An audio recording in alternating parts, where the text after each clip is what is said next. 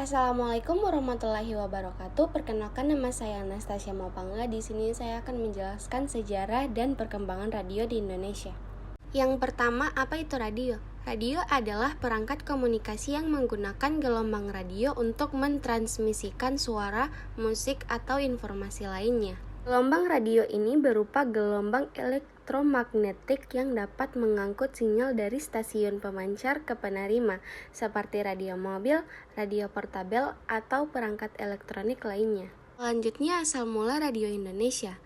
Radio Republik Indonesia adalah jaringan radio publik berskala nasional di Indonesia. RRI didirikan pada tanggal 11 September 1945 dan diperingati sebagai Hari Radio Indonesia. Sejarah Radio Republik Indonesia bermula sejak pendiriannya secara resmi pada tanggal 11 September 1945 oleh para tokoh yang sebelumnya aktif mengoperasikan beberapa stasiun radio Jepang di 6 kota. Dr. Abdul Rahman Saleh terpilih sebagai pemimpin RRI yang pertama. Siaran radio yang pertama di Indonesia atau Hindia Belanda pada saat itu adalah Batavia's Radio Vereniging di Batavia. Stasiun radio ini didirikan pada 16 Juni 1945. Awal kehadiran radio di Indonesia. Sejarah radio di Indonesia bermula pada awal abad ke-20 ketika Belanda memperkenalkan teknologi radio Hindia di Belanda. Pada tahun 1923, stasiun radio pertama kali beroperasi dan bernama Nederlandes Indische Radio Omroep Maatschappij atau NIROM yang kemudian menjadi Radio Jakarta. Pengolahan radio di Indonesia. Namun, penggunaan radio oleh pihak Belanda tidak berlangsung lama. Pada 1945, Jepang menduduki Indonesia dan mengambil alih Indonesia pada 17 Agustus 1945.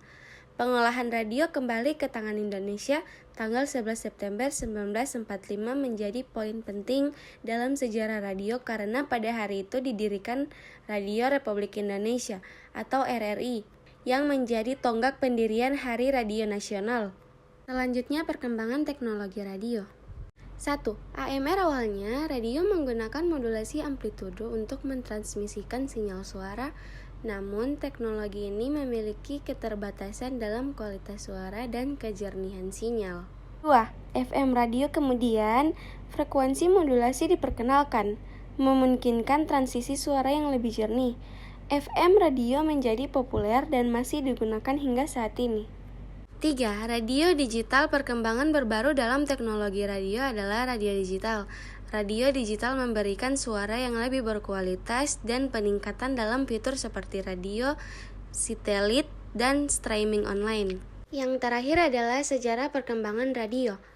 Setelah berkembangnya teknologi, sejak ditemukan internet, radio pun tidak kalah dan ikut berevaluasi. Makanya tak heran saat ini pasti kita tidak asing dengan istilah radio streaming. Secara prinsip, sebenarnya radio streaming dan radio konvensional tidak jauh berbeda. Gelombang suara sama-sama ditransmisikan, hanya saja dengan medium yang berbeda. Prinsip ini memungkinkan siaran radio streaming dapat terdengar ke seluruh dunia, tentunya dengan pengaruh internet.